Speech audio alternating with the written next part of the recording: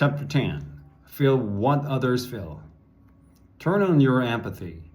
Firefighter Casey Lizard was busy rescuing people at a crash scene when he saw an injured child. The 4-year-old boy was waiting for the next ambulance. Other members of his family, in worse condition, had already been taken to the hospital.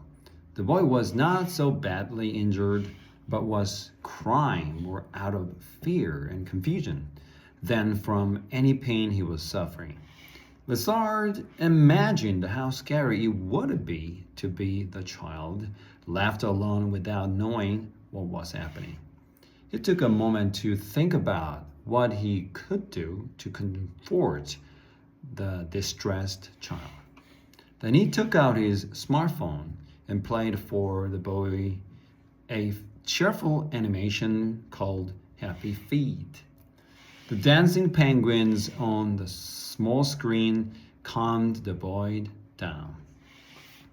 The moment was captured in a photograph and spread fast on the internet, warming many hearts all over the world. Later, when he and the news media carried the story that the child's family was struggling to pay their medical bills, donations came in from everywhere. The firefighters' kindness worked a small miracle. What Lizard demonstrated is called empathy, the ability to understand other people's thoughts and feelings, and to act on the basis of that understanding. Like Lizard, highly empathic people imagine themselves into the experiences of other people to find out how to best help them. Empathy is not a talent that only special people have. Whoever has a healthy mind is capable of reading other people's minds. It's only a matter of degree. Modern neuroscience tells us that we are all born with empathy and exercise it all the time. In 1990, a team of neuroscientists led by Dr. Giacomo Lizzorlati made a historic discovery while monitoring a monkey's brain. What they discovered was mirror neurons in our brain that run a simulation of other people's experiences. When we observe other people, mirror neurons imitate their facial expressions and physical responses in our minds to create a virtual experience. This lets us go through their experiences as if the experiences were ours. The discovery of mirror neurons proves that empathy is a natural human sense, like a sight and hearing. Just as we are constantly looking around without focusing on any specific object, we empathize without being conscious of doing so. When we learn that our friends are nervous before an audition, we may imagine their anxiety and try to cheer them up.